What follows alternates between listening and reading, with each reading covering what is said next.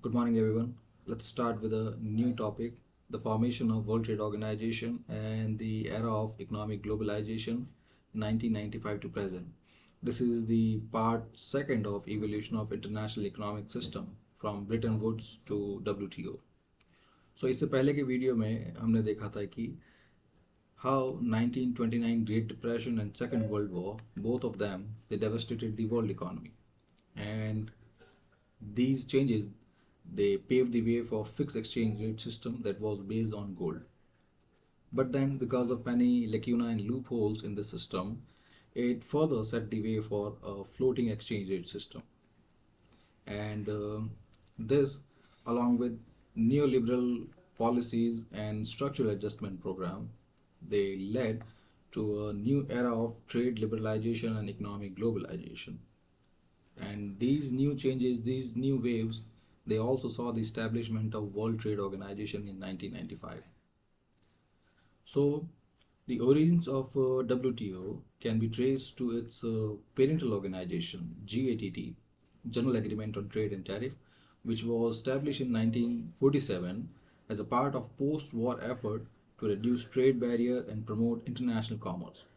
जैसे Marshall Plan था to recover the devastated economy, ऐसे ही GATT भी एक प्रोविजनल एग्रीमेंट था, लाइक अ ट्रीटी, ताकि उस टाइम के trade barriers they can be reduce and international commerce can be produce, क्योंकि इस्टेब्लिश, क्योंकि इंटरनेशनल कॉमर्स एंड ट्रेड ही है जो इकोनॉमीज को रिकवर कर सकते हैं. But then the Uruguay round of GATT that began in 1986 and ended in 1994, it laid the groundwork for WTO. So by the 1980s, limitations of GATT they came to forefront. So limitations क्या क्या थी? That it failed to address trade in services such as banking, telecommunication, finance. It failed to protect intellectual property rights such as patent, copyrights, trademark, and it did not have any clue on agricultural subsidies.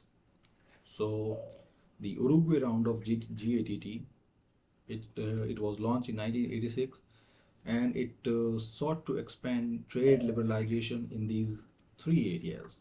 So, after 8 years of negotiation, the final agreement was signed in 1994, leading to the creation of World Trade Organization in 1995. And by this culmination of Uruguay round, WTO was created, replacing the GATT, and it became a permanent institution with greater enforcement power. और ये दोनों ही चीज़ें GATT में नहीं थी. GATT was a provisional agreement, ये permanent नहीं था, and enforcement power, binding powers थी नहीं. Now, let's have a look at key features of WTO. So first one is that stand is it's apart from its parental organization GATT is the binding nature of its trade agreement. So unlike GATT, WTO agreements they are legally binding, meaning member states they must comply or face penalties. Then the second difference that stands it apart from GATT is the dispute settlement mechanism. So a centralized system for resolving trade dispute is also placed. Third, inclusion of services and intellectual property, जिनके कारण ही Uruguay round start हुए थे. सो WTO it expanded trade in services, क्योंकि GATT के अंदर trade in commodity, trade in goods तो था, पर trade in services and protection of intellectual property rights ये दोनों ही एलिमेंट नहीं थे. सो WTO के अंदर ये दोनों एलिमेंट आए कि नाउ ये ट्रेड रूल हैं, they were extended to trade in services and intellectual property rights in the name of TRIPS, trade related aspect of intellectual property rights. ये भी the given much needed protection. And finally, the subject on agricultural trade rules. So the WTO it sought to reduce the massive subsidies and trade barriers in agriculture, which is still a highly controversial issue. So ये जो agricultural trade subsidies हैं, सो इसमें है क्या? Let's take example, let's take hypothetical situation. तीन countries हैं A, B and C. Now we know that कि इस वर्ल्ड में जियोग्राफीज जो हैं वो डिफरेंट है, एंड जियोग्राफी के ऊपर ही कल्चर्स हैं, कल्चर्स के ऊपर ही एथनिक एंड नेशनल रिलेशंस हैं. सो जो नेशंस हैं after the treaty of Westphalia, so likewise अभी जो जितने भी नेशंस हैं हम उनको सेमी एथनिक बोल सकते हैं या सेमी कल्चरल बोल सकते हैं. At least they are founded on geographical basis. तो जियोग्राफिकल बैरियर्स तो हैं ही. सो लेट्स से किसी एक कंट्री के अंदर ए है. I'm talking about a hypothetical situation, so don't take it by heart. So A है, it's a dry condition, तो यहाँ पे millets हो रहे हैं. B है, it's a temperate condition, तो यहाँ पे बहुत सारे क्यूरेंट्स हैं. क्यूरेंट्स हो गए या फिर कह सकते हैं स्पाइसेस हैं, वो यहाँ पे हो रहे हैं. लाइक इट ट्रॉपिकल कंट्री है. और C है, इट्स कोल्ड क्लाइमेट, सो यहाँ पे कह सकते हैं कि जो एनिमल प्रोटीन्स हैं उनकी सप्लाई यहाँ पे अबंडेंट है. अब ये ज्योग्राफी के कारण इन तीनों का जो ट्रेड पोर्टफोलियो है वो काफ़ी डिफरेंट है. तो to access each others resources उनके अंदर ट्रेड रिलेशंस होने चाहिए. और ये इस हाइपोथेटिकल सिचुएशन में जब तीनों के पास अगर अलग अलग चीज़ें हैं तब ट्रेड जो है एकदम smooth and frictionless, it can be established. We can envision such a situation कि ए को अगर स्पाइसेस या एनिमल प्रोटीन चाहिए तो it can access via B and C, and those trade relations will be very smooth without any hiccup and without any trade contentions. But what if ये तीनों countries जो हैं they look at agricultural trade not as an economic activity but a profitable endeavor. It's like agriculture is not an activity but a commerce. In that sense, वो तीनों के तीनों जो है वो they will dip their hands only in those area in which they are profits. So profits cereals के अंदर हैं, wheat के अंदर, एंड दूसरे जितने भी मार्केटेबल एग्रीकल्चरल प्रोडक्ट्स हैं उनके अंदर. अब वीट की बात करते हैं तो wheat and rice they are staples of most of the countries. अब ऐसे सेंस में क्या होगा कि तीनों कंट्रीज जो हैं ये they are producing the same staple. Again hypothetical situation. अब उनके बीच में ट्रेड कंटॉर्शंस स्टार्ट हो जाएंगे. Trade contortions means the skewing of the twisting of trades. क्योंकि अब तीनों ही अपने अपनी कंट्रीज़ के अंदर सेम स्टेपल उगा रही है और यही उनके बीच का ट्रेड मैकेनिज्म है. अब ये है कि कंट्री ए जो है इट इज़ वेरी रिच, और उसके बाद it has organized the agricultural activity in such a way that first it is wholly mechanized, second the occupational dependence is less. So mechanized means higher use of machines, less occupational dependence means अब ज़्यादा machines हैं तो एक ही large farm पे बहुत कम लोग काम कर रहे हैं, सो उसकी वजह से भी प्रॉफिट्स हाई हैं. And the third element which is highly contentious that is subsidy. और फिर यह है कि सेम कंट्रीज जो हैं इस स्ट्रक्चर की वजह से they are providing large subsidy to their producers. तो उसकी वजह से जो इंडिविजुअल प्रोड्यूसर्स हैं, जो फार्मर्स हैं उस कंट्री के अंदर, उनका प्रोड्यूस जो है पर कैपिटा वो बहुत ही लेस हो जाएगा.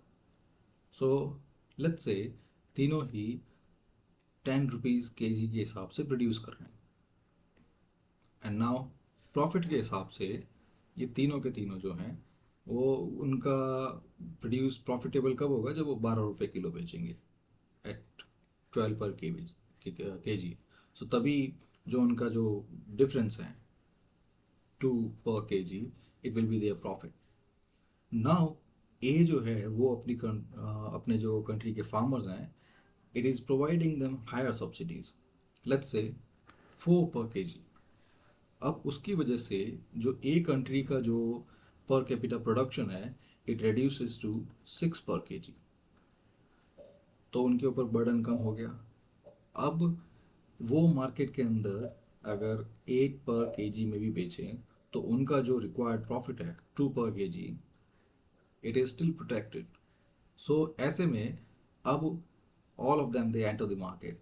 अब ये दोनों जो है ये 12 रुपये किलो के हिसाब से बेच रहे हैं। This one with higher subsidy it is selling at 8 per KG. अब मार्केट तो पूरा डिस्टॉर्ट हो गया। अब जो कंज्यूमर्स है वर्ल्ड वाइड वो यही देखेंगे कि क्वालिटी कैसी है एंड देन प्राइस स्ट्रक्चर कैसा है। तो ये जो इकोनॉमी इसके जो फार्मर्स हैं उनको ये 12 रुपये से 8 रुपये किलो बेचने में they won't face any issue. So इसकी वजह से उनका प्रोड्यूस तो बिक जाएगा, but these two country they are likely to face higher problems. So agriculture subsidy की मेन ये प्रॉब्लम है कि जिन कंट्रीज़ में जो कंट्रीज़ पुअरर है, जहाँ पे ऑक्यूपेशन डिपेंडेंस ज़्यादा है, जहाँ मैकेनाइजेशन कम है, उन लोगों का जो इनपुट कॉस्ट है वो हायर है। और उस हायर इनपुट कॉस्ट की वजह से वो लॉस में तो बेचना नहीं चाहेंगे। और एक पर्टिकुलर कह सकते हैं कि 10 पर KG is the input cost on average. So still to get something out of their endeavor, something out of this commercial activity, they still need to sell it at 12 per kg. And this difference, it leaves them with nothing but to sell the produce at lower rates with facing significant losses. So ये issue है agricultural subsidies का. Now the next topic, the WTO and the challenges of 21st century trade. So, when WTO was established in 1995, it hailed a new era of global economic governance, an institution that would regulate trade dispute fairly, prevent protectionism, and integrate developing economies into the global market. But after 3 decades later, this WTO, this endeavor is in crisis. So, the organization that once promised global economic integration now find itself paralyzed by geopolitical rivalries between USA and China, protectionist policies, the rise of the economic nationalism, and an outdated framework that is not being looked into. And coupled with it, WTO's inability to successfully conclude a major trade negotiation since 1999 Seattle protest, it also raised a question about its effectiveness. So, if WTO wants to survive, it must reinvent itself for the realities of 21st century by incorporating inclusive, digital and climate resilient trade mechanism. So, for nearly 2 decades, WTO it functioned as key driver of globalization. It integrated China in 2001, Russia in 2012, and Vietnam in 2007. And it also oversaw the successful negotiation of trade facilitation agreement in 2013, which is aimed at reducing trade bureaucracy and improving custom efficiency. सो ये एक major agreement है जो WTO ने after its inception it successfully negotiated. और ये जो agreement है it is about reducing the paper work, the trade paper work जो इंटरनेशनल ट्रेड है उसमें जो ब्यूरोक्रेटिक वर्क है, रेड टेपिज्म है, उसको इंक्रीज किया जाए, उसको रिड्यूस किया जाए। And then custom efficiency, customs is about एक कंट्री से दूसरी कंट्री में जब ट्रेड होता है, when goods transport the trajectory borders, तो बॉर्डर पे there are some procedures and the required taxes. So इस efficiency को भी seamless बनाया गया है via this TFA in 2013. Now let's talk about the Doha development round that was launched in 2001.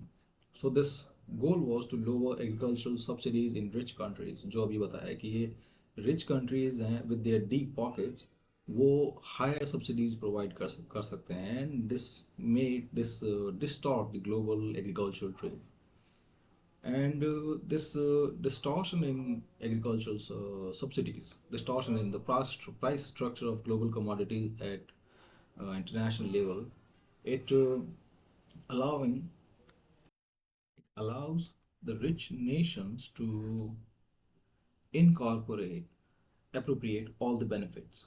So this DDR, Doha round, it was launched to help those farmers from developing countries such as Africa, South America, and South Asia, so that they can be given fair chance to compete in the global market.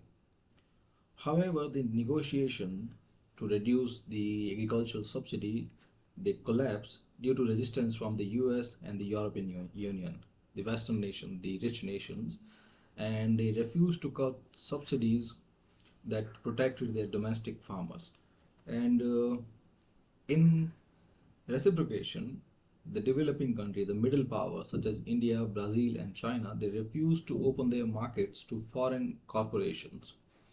So the failure of Doha round, it marked the beginning of WTO's decline, as after that जो countries हैं, they started taking recourse to bilateral and regional trade agreements rather than to look for WTO's authority. So countries like China and US, they also began pursuing mega regional trade deals such as Trans-Pacific Partnership and the Regional Comprehensive Economic Framework or Partnership. And all of these regional framework, they are there to bypass the structure of WTO.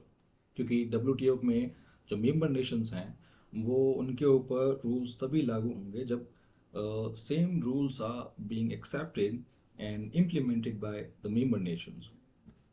अगर जो member nations हैं they are not trading within the framework of WTO, then WTO is helpless.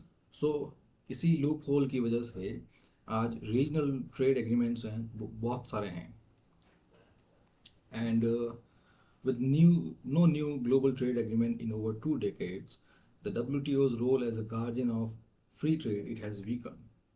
And उसके बाद the rise of trade wars, digital commerce, climate related trade disputes, and technological competition, they further strain WTO's structure. Now the major challenges being faced by WTO, the first is the collapse of dispute settlement mechanism. So WTO और GATT में जो फ़र्क है, जो important distinction ये है कि GATT was a provisional agreement. First it was not binding, and second अगर मेंबर नेशंस हैं of GATT, if they do not comply, तो उसके पास उनको उनके जो इश्यूज़ हैं, उनके जो डिस्प्यूट्स हैं, उनको रिजॉल्व करने का मैकेनिज्म GATT के पास नहीं था. सो इसी प्रॉब्लम को रिजॉल्व करने के लिए WTO was establish. So this dispute settlement system, dispute resolution system, it is the greatest strength of WTO, but this mechanism was dismantled in 2019 when the United States under Donald Trump, he blocked the appointment of judges to the WTO's appellate body. So ये appellate body ही है जहाँ पे member Nations जो हैं वो किसी particular dispute को लेकर अपील करते हैं. And if the appellate system जो है उसमें जज ही नहीं है, अगर वो बॉडी ही फंक्शनल नहीं है, तो डिस्प्यूट सेटलमेंट सिस्टम जो है it automatically is rendered non functional. And without a working enforcement mechanism, powerful economy they can violate trade rules without consequences. क्योंकि अपील करने के लिए they do not have any place, they have no where to go. अगर दो countries के बीच में like US and China है, उनके बीच में किसी भी पर्टिकुलर ट्रेड किसी कमोडिटी को लेकर they are in dispute. Now पहले क्या होता था कि जैसे पर्टिकुलर कमोडिटी ए है, उसको लेकर US एंड चाइना के अंदर किसी डिस्प्यूट है, स्पेशली इट्स प्राइस स्ट्रक्चर या सब्सिडीज़ को लेकर, तो फिर उसमें वो अपेलेट बॉडी जो है उसमें अपील करते थे कि we are having a doubt, we're facing a significant downturn, significant economic losses because of this price structure rendered by the particular country.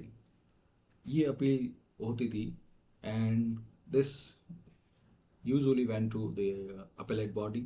वो फिर उस अपील को सुनते, then जो भी ब्यूरोक्रेटिक प्रोसीजर हैं to looking in all the important facets, और फिर उसके बाद उनका जो जजमेंट था इट वाज आल्सो बाइंडिंग। लेकिन जो अपॉइंटमेंट है WTO के जजेस को लेकर, अगर वही ब्लॉक कर दिया जाए and they are no new जजेस in this body, so total system ही नॉन फंक्शनल हो गया।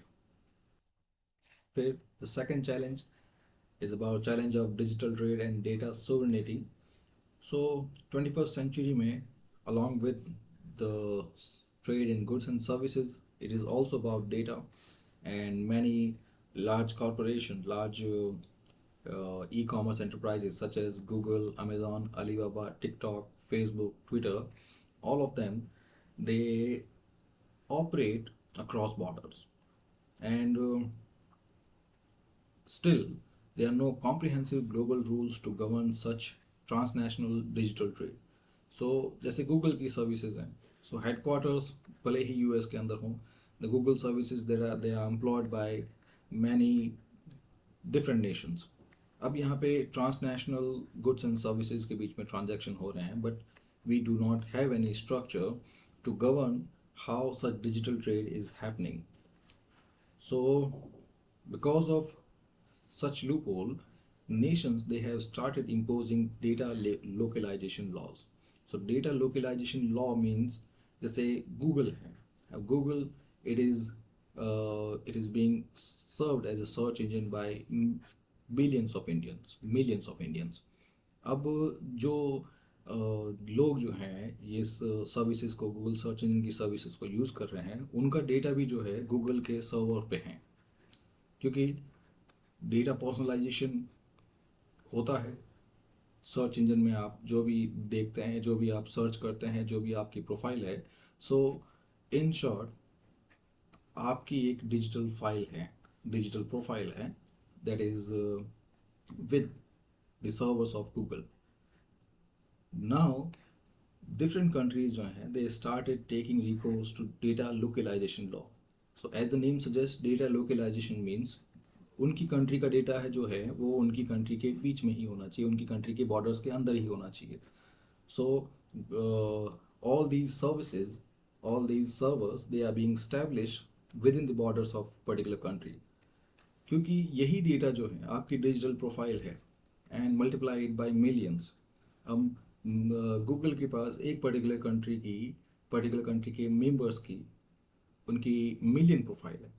अब उन मिलियन प्रोफाइल से उनकी एल्गोरिदम जो है वो पैटर्न्स सर्च करती है कि क्या क्या पैटर्न है, उनके फूड हैबिट्स को लेकर क्या पैटर्न है, उनके पॉलिटिकल व्यू को लेकर क्या हैबिट है, उनके ई-कॉमर्स परचेसेस को लेकर क्या है, उनका हेल्थ स्टैटिस्टिक्स क्या है, उनके अदर टेस्ट क्या है, एस्थेटिक्स क्या है, मॉरल एंड अदर वर्च्यूज़ कैसे हैं, उनकी रीडिंग प्रोफाइल कैसी है। So all such patterns are there, और ये जो पैटर्न है they are not just simple, you can say, not just profiles,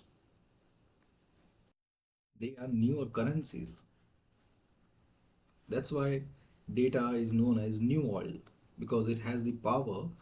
अब सोचिए एक पर्टिकुलर कोई भी एंटरप्राइज है and it is about health and wellness.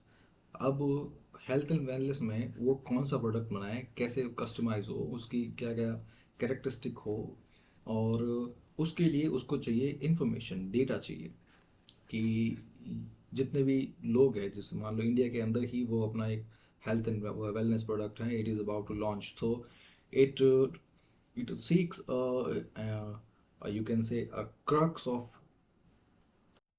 Health purchases decisions of millions of Indian, और वो डेटा जो है वो इन ई-कॉमर्स जायंट के पास है। सो टू एक्सेस दीज डेटा, ये जो न्यूअर एंटरप्राइजेज हैं, they can buy these patterns, these data from these large corporations. या फिर सेकंड ये है कि गूगल खुद, या जो ये लार्ज एंटरप्राइजेज जो हैं, लार्ज कॉरपोरेशंस हैं, ये खुद जो हैं ये they can look into those patterns, क्योंकि कोई रूल तो है नहीं कि वो इस पैटर्न को, इस डेटा को किस तरह यूज़ करें। So they can monetize these data, और या फिर ये वो they can sell these data. So ये फ्री का ऑयल जो है it is with these large corporation, और they are that their own whims and fancy to use this data for any purposes. साथ में ये भी प्रॉब्लम है कि the same data it can be miss use. तो जैसे ये जो कैम्ब्रिज एनालिटिका स्कैंडल है उसमें देखा, या फिर जितने भी स्कैम्स होते हैं, तो स्कैम वगैरह में भी ये जो डेटा है ना, ये पैटर्न्स जो हैं, ये जो इन सर्च इंजन के पास, ये लार्ज कॉरपोरेशन के पास हैं, इट इज़ बीइंग मोनेटाइज्ड। अब हर एक नेशनल गवर्नमेंट जो है उसके पास दो ऑप्शंस है। फर्स्ट, ये जो उनकी कंट्रीज़ का डेटा है वो, ये जो लार्ज कॉरपोरेशन है ये खुद ही मोनेटाइज क्यों ना करें, क्यों करें। ये जो नेशंस हैं ये खुद मोनेटाइज कर सकते हैं, ये अपने सिटीजन्स का डेटा जो है यूज़ कर सकते हैं, या तो ये खुद कॉरपोरेशन को बेच सकते हैं और उससे जो रेवेन्यू है उससे इनकी कंट्री चल सकती है, या फिर इसी डेटा जो है, इसी डेटा से वो नई कटिंग एज पॉलिसीज़ ला सकते हैं। बट अगेन यहाँ पे प्रॉब्लम यही है कि अगर डेटा को लेकर रूल नहीं है, डेटा प्रिवेसी, डेटा प्रोटेक्शन को लेकर रूल नहीं है, तो so this data can be misuse. So ये जो डिफरेंट आपको प्रॉब्लम्स इश्यूज बताए हैं, these are the issues that are not being settled by WTO, so making it non functional और making it obsolete. So many nations जो हैं, they have started imposing data localization laws which restrict cross-border data flow, and the examples are China's Great Firewall, India's data protection law, European Union's GDPR, General Data Protection Regulations. So all are these examples of how national government, they are restricting the flow of data. Then the major innovation in digital trade governance, it comes from Estonia. एक example है which can be employed by WTO to remain functional in this changing world. So Estonia जो है, a small Baltic nation that has developed one of the world's most advanced e-government model that uses blockchain based solution, and this blockchain based solution, it is there to facilitate secure cross border digital transaction. So एक blockchain के बारे में भी आपको बता देते हैं। सो अभी जो भी ट्रांजैक्शंस हैं वो हो रहे हैं, it's like a paper trail. Paper trail में ये है कि आप एक कंज्यूमर हैं, then there is a retailer, फिर उसके बाद wholesaler, then producer, then government. So अभी ये स्टेज चल रही है। सो कंज्यूमर जो है वो रिटेलर से, एक रिटेल शॉप से प्रोडक्ट परचेज करता है, रिटेलर होलसेलर से, होलसेलर प्रोड्यूसर से, एंड देन प्रोड्यूसर जो है it is tax by government. अब ये प्रेजेंट जो ट्रेड स्ट्रक्चर है उसकी प्रोफाइल है। अब इनके बीच में जो ट्रांजैक्शन है it works on a hybrid model. कैसे कि कंज्यूमर और रिटेलर के बीच में हर एक ट्रांजैक्शन का डिजिटल रिकॉर्ड नहीं है, and then that digital record is not safe as well. सिर्फ मॉनेटरी ट्रांजैक्शंस हैं, उसके अलावा जितने भी ट्रांजैक्शंस हैं वो अवेलेबल नहीं हैं। फिर यही चीज़ इन सब के साथ चलती है कि हाइब्रिड में, स्पेशली अभी कुछ टाइम में डिजिटल ट्रांजैक्शन हुए थे, और स्पेशली आफ्टर मोनेटाइजेशन, लेकिन उससे पहले जो डिजिटल ट्रांजैक्शन है वो बहुत कम है। सो ओवरऑल रिकॉर्ड जो है वो गवर्नमेंट के पास बहुत ही कम है। एंड सेकेंड, ये जो रिकॉर्ड है ये पब्लिकली अवेलेबल नहीं है कि कौन कितना परचेज कर रहा है, किसके कितने परचेजेस हैं। सो पब्लिकली अवेलेबल मतलब लोगों को नहीं, स्टिल कम से कम डिजिटल डोमेन के अंदर वो रिकॉर्ड होना चाहिए। कुछ भी चीज़, कोई भी ट्रांजैक्शन जो है, स्पेशली मॉनेटरी ट्रांजैक्शन जो है, वो जो टैक्सिंग अथॉरिटी जो है उनके एम्बिट से बाहर नहीं होना चाहिए। बट हम जानते हैं कि ज़्यादातर जो ट्रांजैक्शंस हैं वो उनके बाहर ही है, specially in the hybrid system, कि अगर रिटेलर एंड होल सेलर के बीच में भी अगर यू कैन से 10K का ट्रांजैक्शन हो रहा है, सो टैक्स बचाने के लिए वो 5K का ही ट्रांजैक्शन दिखाएंगे डिजिटल मैनर में, सो दैट कि 5K पर ही टैक्स लगे, बाकी जो है उनके बीच में है ये एक पर्सनल ट्रांजैक्शन हो जाता है जिसका कोई रिकॉर्ड नहीं। अब ब्लॉकचेन क्या है? ब्लॉकचेन एक ऐसा सिस्टम है कि जितने भी ट्रांजैक्शंस होंगे एक एक एंटिटी और दूसरी एंटिटी के बीच में, चाहे वो इंडिविजुअल हो, कॉरपोरेशंस हो, बिजनेस टू बिजनेस हो, पी टू पी हो, पीयर टू पीयर हो, C to C, company to company हो, या फिर government to any other authority, ये सारे सारे ट्रांजैक्शन जो हैं ये रिकॉर्ड होंगे इन डिजिटल डोमेन। और फिर ये है कि हर एक जो है transaction it will be encrypted. So encryption आप जानते हैं कि it's like an algorithm that works on probability and computation. So ये एल्गोरिदम क्या करेंगे कि हर एक ट्रांजैक्शन को है it will this transaction will be secure and this transaction will be registered in the digital domain. So ऐसे में first corruption and tax evasion, ये दोनों इशू जो हैं they will be handle. Ultimately अगर यही ट्रांजैक्शन जो है, ये मैं कह रहा हूँ यहाँ से लेकर यहाँ तक, फ्रॉम कंज्यूमर टू गवर्नमेंट, ये सारे ट्रांजैक्शन अगर रिकॉर्ड हो रहे हैं तो फिर टैक्स इवेजन का जो मैटर है वो नहीं होगा। फिर जो पर्सनल जो टैक्स इवेजन है इसका स्ट्रक्चर आएगा ही नहीं, क्योंकि ultimately this will distort the whole structure. This will be totally, you can say, digital conveyor system. And second, जितने भी nodes हैं they will also be protected. हर एक transaction का एक encrypted node हो जाएगा। And this system it has been employed by a small Baltic nation Estonia. Now the third challenge, climate change and the rise of green trade barrier.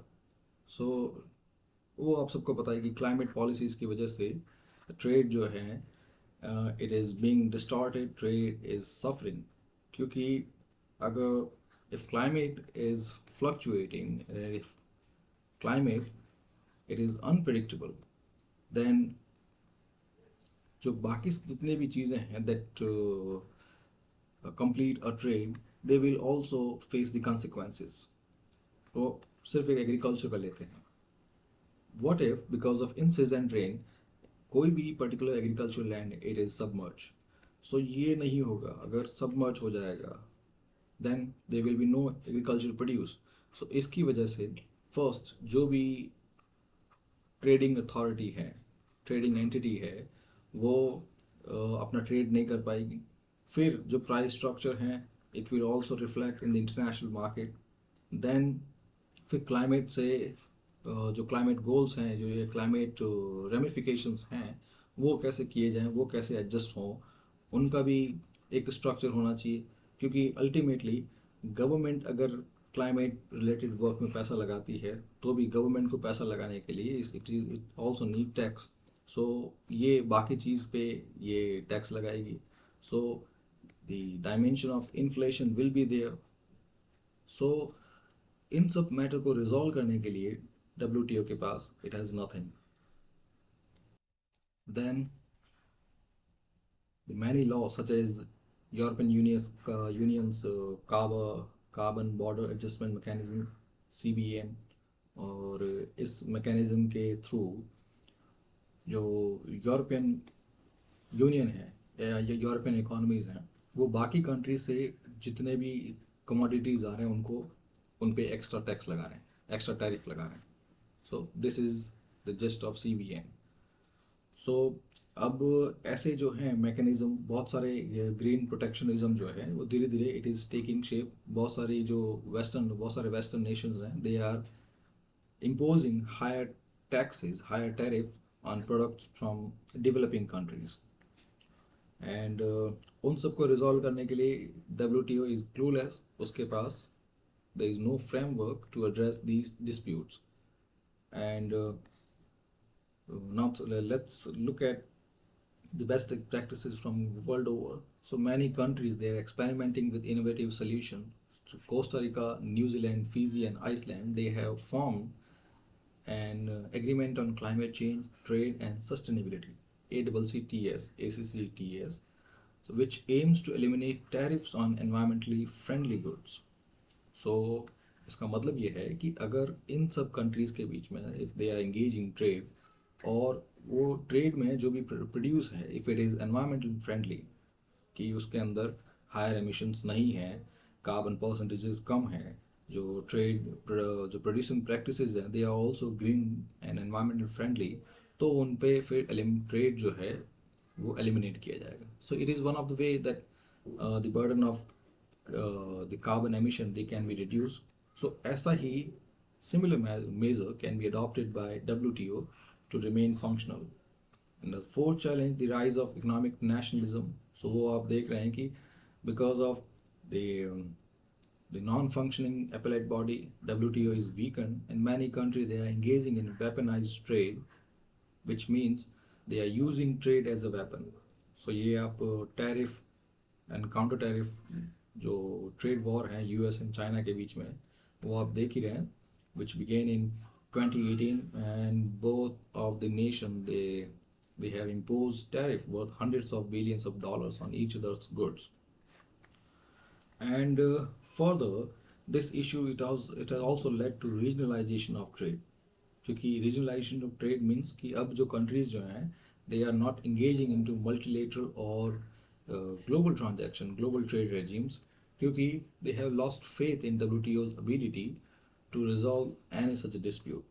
So instead of relying on WTO, they engaging or they are interacting with such regional trade agreement such as European Union, RCEP, African Continental Free Trade Area, India का भी SAFTA, south Asian free trade agreement, and these are emerging as alternative to WTO-led globalization.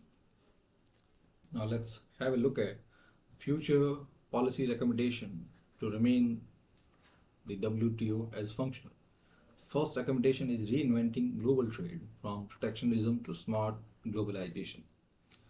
So when the economic nationalism is on rise, challenge it is to find a middle ground between open market and national interests, which is known as smart globalization. So this smart globalization, a compromise, it preserves the benefit of international trade while addressing the pitfalls. So first is rewriting global trade rules in the name WTO 2.0.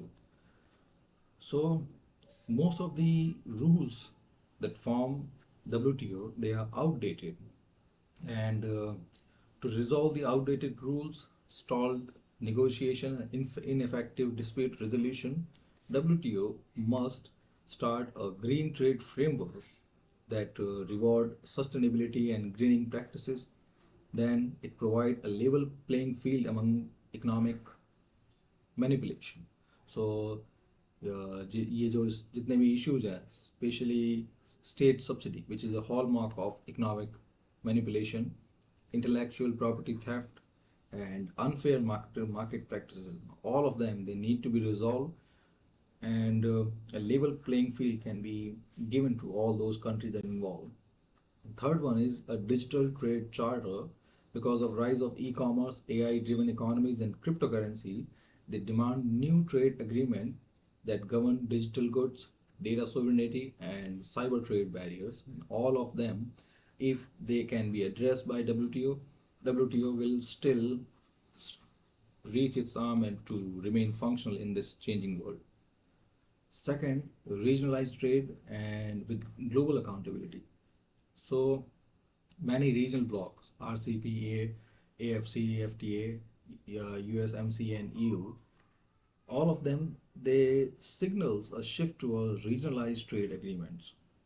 However, ये जितने भी regional trade agreements हैं इनके अंदर global oversight नहीं है, in that can lead to fragmentation, क्योंकि फिर जो रीजनल ट्रेड एग्रीमेंट हैं they will start acting hegemon on their own. So it will be like a new old liquor in a new bottle. Problem जो है वो पहले जैसी ही रहेगी. पहले जहाँ पे कंट्रीज जो हैं दे वर द की प्लेयर्स, अब उनकी जगह पे जो रीजनल ट्रेड एग्रीमेंट्स हैं they will become a new player. बस बाकी प्रॉब्लम वो की वो रहेगी, economic manipulation, trade subsidies, digital issues.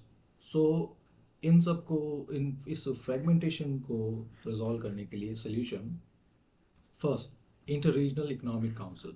सो अगर रीजनलाइजेशन हो ही चुका है, कंट्रीज जो हैं they have started forming many such groups based on shared interest. So ये कर सकते हैं कि इन रीजनल ब्लॉक्स के बीच में एग्रीमेंट्स हो सकते हैं.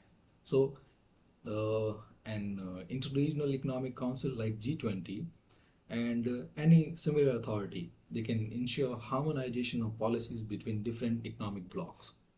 Then common carbon tax standard. So अगर ये जितने भी ब्लॉक्स हैं इनके बीच में अगर एक universal carbon trade mechanism can be established, so ये trade distortion and regulatory loopholes they can be looked into. The next solution, rethinking global finance. So the IMF and World Bank, both of them, they were designed for the recovering of post World War II economy. They are struggling to meet the modern financial crisis, particularly in the developing nations. So a new financial architecture is needed that prioritizes fairness, debt sustainability, and inclusive growth. So the first issue that is faced by global south is crippling debt crisis. Debt crisis mean जो sovereign debt है जो countries ने अपनी economy को recover करने के लिए और even for infrastructure development they have taken loan from many other nation specially from IMF and world bank. अब ये दोनों जो ब्लॉक्स हैं, ये दोनों इंस्टीट्यूशंस हैं, they slap many conditions in exchange for debt restructure. क्योंकि further lending, further debt, loan ये सब तो दे देंगे, बट इनकी रिस्ट्रक्चरिंग की वजह से स्पेशली जो एस ए पीज़ है जो हमने प्रीवियस वीडियोस में देखे थे, they worsen the already cripple economy of developing countries, specially the countries of global south. So in short, the global south, it faces crippling debt crisis that is worsened by high interest loans, IMF's austerity measures, SAPs, and then predatory lending from major economies. So higher interest loan means जो global जो south economy है, developing economies, उनको जो भी loan मिलते हैं, they are usually at higher rates. Second, फिर जब वो लोन चुका नहीं पाते, जब डेट बढ़ जाता है, तब IMF जो है it also slap many ballooning condition, many unacceptable conditions. And then जो मेजर इकोनॉमीज़ हैं, economies of western nation, powerful rich economy such as China, they also resort to predatory lending. कि इसका एक एग्जांपल देख सकते हैं कि चाइना एंड श्रीलंका का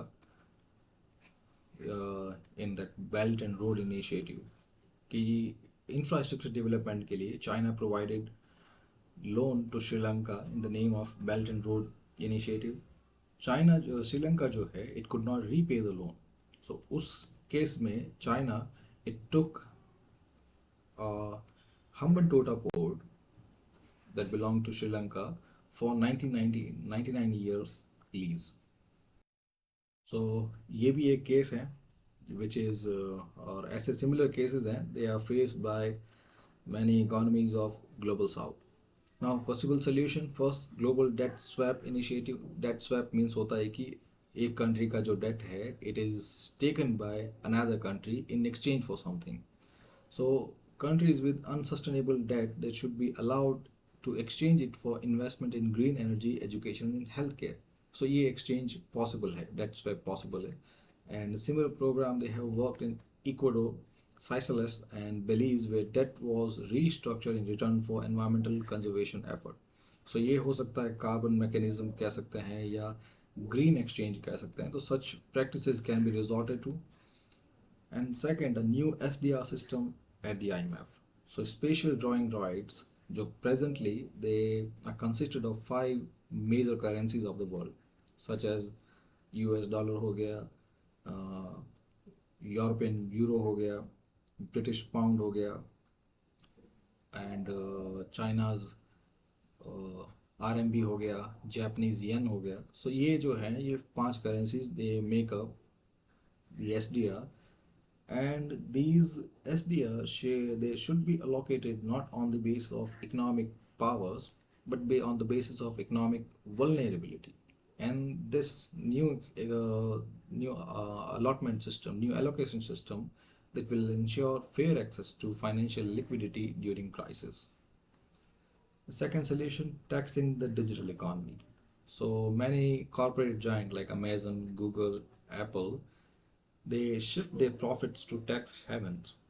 So यहाँ पे ये जो issue है tax evasion का, by shifting it to tax haven, so this works like, अब आपकी कंट्री के अंदर Amazon it is giving services, अब हर सर्विस में इसको अपने प्रॉफिट्स पे टैक्स देना पड़ता है। नाउ अब ये कंट्री जो है, ये अपने प्रॉफिट जो हैं, अगर if it moves them to another country that does not tax them, this shifting, it will make government lose billions in revenues. होता कैसे है? अमेजन जो है, let's take hypothetical situation, 10K का ट्रेड है, उसमें से 2K प्रॉफिट है।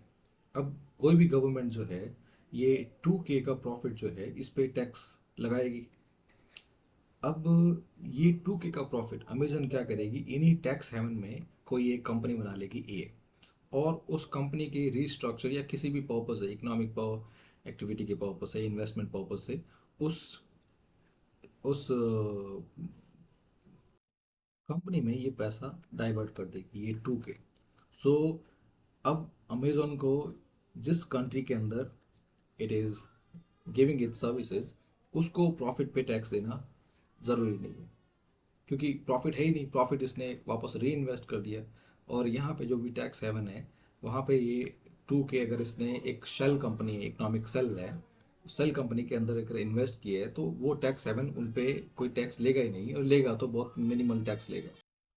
This is how this such giant corporation, they make billions in profit without paying anything in revenue. So it is necessary to tax the digital economy. So in that way, the OECD's global minimum corporate tax, it sets 15%, and further reforms can be needed. So ऐसा है कि अगर ये अपना profit they are shift into tax havens, और ये अपना पैसा किस इकोनॉमिक एक्टिविटी के लिए रीस्ट्रक्चर कर रहे हैं, we do not have any say, क्योंकि वो फिर you cannot distinguish which is a cell company and which is a real company. तो उस सिचुएशन में कोई भी कंपनी अपना पैसा कहीं भी री इन्वेस्ट कर सकती है, रीस्ट्रक्चर कर सकती है। तो अल्टीमेट भी कि जितने भी उनकी ऑपरेशंस हैं इंडिया के अंदर या फिर किसी भी कंट्री के अंदर, उन सारे ऑपरेशन, सारे इकोनॉमिक एक्टिविटीज़ पे एक combined tax 15%. So OECD, it has started the initiative of minimum corporate tax, ताकि जो revenue है, it is not lost and tax are not evaded. Then the digital transaction test, तो ये tax जो हैं, ये in India, France, Kenya, they have also implemented such digital service tax on big tech, or similar tax by WTO can be helpful. Then the financial transaction tax, which is inspired by Tobin tax. So this is a small tax on high frequency financial trade. So ये specially stock market investment के लिए है। तो उसमें यह है कि high frequency जो ट्रेड्स होते हैं या हाई वॉल्यूम ट्रेड्स होते हैं, उन दोनों के अंदर a minimum levy, a small tax, it can serve two purposes. First, इससे पता चल जाएगा कि कौन से जो ट्रेड वॉल्यूम्स हैं या कौन से हाई फ्रीक्वेंसी ट्रेड्स हैं, दे आर फॉर स्पेक्यूलेशन। और स्पेक्यूलेशन का सेंस ये है कि स्टॉक मार्केट के अंदर इट्स लाइक अ वेव, और उस वेव में जो इनके बीच का डिफरेंस होता है, the high and the low, ये प्रॉफिट होता है। और अगर कोई कंपनी, उसको पता है कि ये जो पैटर्न है, ये फिर से ये स्टॉक प्राइस जो है हाई जाएगा, और उसमें हायर गेन के लिए ये हाई फ्रिक्वेंसी ट्रेड या हाई वॉल्यूम ट्रेड की के कारण इसकी प्राइस जो है पूरी रिड्यूस कर लेते हैं, क्योंकि अगर वो हायर वॉल्यूम है, पूरा वॉल्यूम अगर वो एक साथ सेल करते हैं तो उसकी वजह से जो मार्केट सेंटिमेंट है वो भी उसकी जितने भी सेलर्स हैं वो भी अपना जितना भी इन्वेस्टमेंट है वो रिडीम करेंगे, वो भी अपना इन्वेस्टमेंट बेच देंगे। सो उसकी वजह से उस स्टॉक की वैल्यू कम हो जाएगी, बहुत ही सिंपल टाइम में 100 to 80 चली गई। नाउ वही सेम जो इन्वेस्टर हैं जिसने ये स्पेकुलेशन से इसकी प्राइस रिड्यूस की है, वो सारा जो 80 में वापस हाई फ्रिक्वेंसी ट्रेड के ज़रिए वो सारा जो सारे इक्विटी सारे स्टॉक खरीद लेगा और फिर वापस यहाँ पे पूरा का पूरा बेच देगा। सो ये बीच का 20 मार्जिन जो है मल्टीप्लाइड बाय जितने भी स्टॉक्स हैं, let's say 10,000 stock, 100,000 stock, 1 million stock, जितने भी हैं वो एक साथ बेचेगा, मल्टीप्लाई बाय 20, जितना भी टैक्स जितना भी प्रॉफिट है it will be accrued by one person one investor just on the basis of speculation. So ऐसे स्पेकुलेशन को अवॉइड करने के लिए अगर हर एक ट्रांजैक्शन पे अगर ऐसे टॉबिन टैक्स लिया जाए तो गवर्नमेंट के पास फर्स्ट ऐसे इंस्टेंस रिड्यूस भी कर सकती है और सेकंड रेवेन्यू भी आएगा। Now the next, regulating AI in global trade. So AI जो है it also creating new trade conflicts, क्योंकि the countries with strong AI infrastructure they can dominate global market because of their algorithm and trade the data pattern they have. So it's time we need an international AI governance treaty that is similar to nuclear non-proliferation agreement, and this could prevent monopolization of AI technologies and ensure fair access. And the second solution is about AI ethics and human rights framework. So just like European Union's AI Act 2021, global AI models they can be regulated to balance innovation with the ethical consideration. क्योंकि AI आप जानते हैं कि this is nothing but a large information database, and the same database it has patterns. And further, if one authority it is governing how algorithms are behaving, and the same authority it has all the information, then it can also create its own misinformation.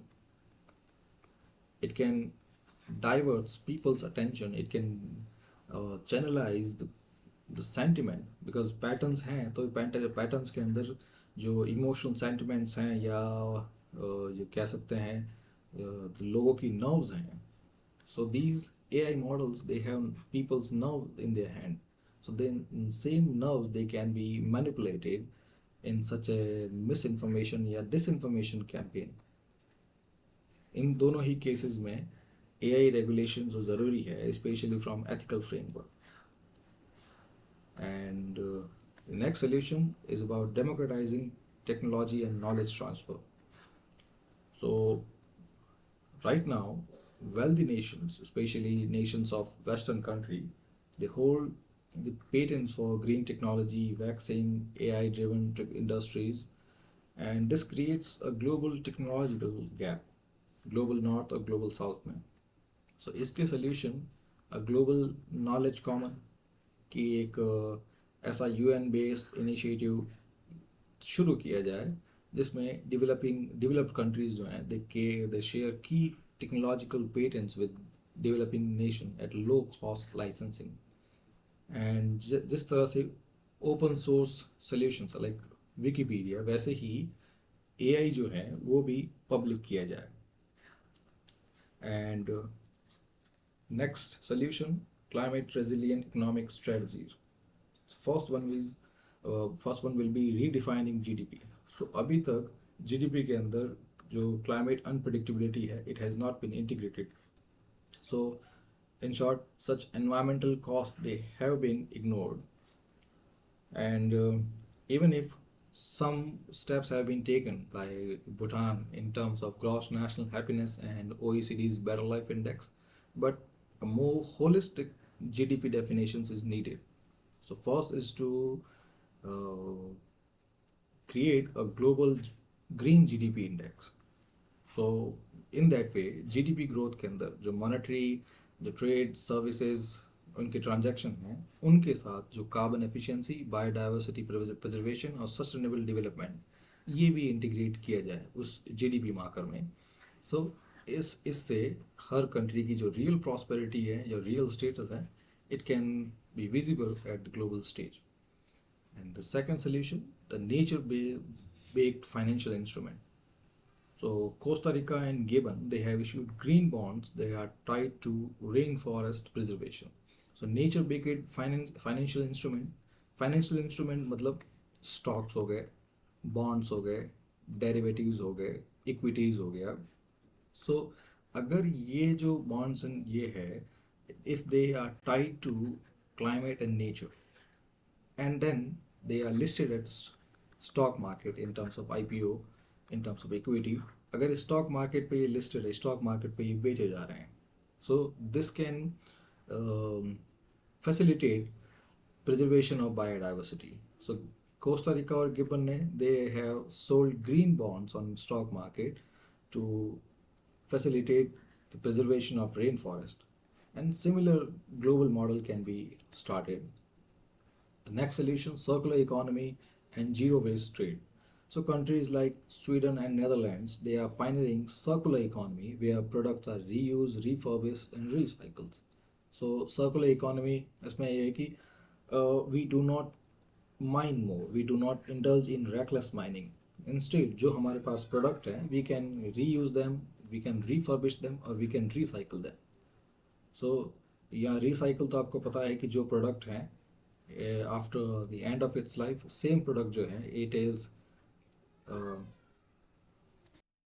diverted for reproduction.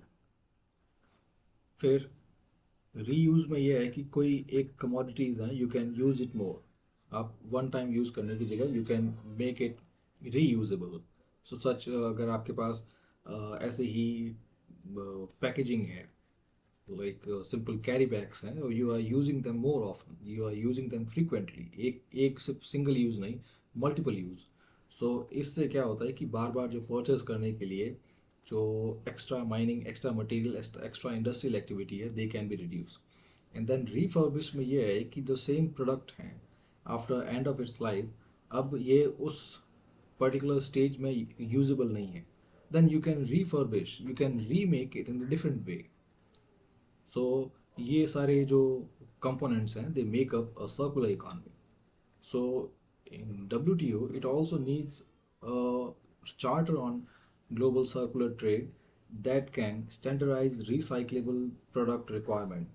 So अगर एक minimum sustainability criteria हो, for example plastic के लिए हो कि plastic bottles हैं कि particular standard बता दिया कि इस स्टैंडर्ड से फर्दर डैमेज नहीं हो, like if the same bottle it can be reduce 2 or 5 times, ये एक मिनिमम स्टैंडर्ड हो गया।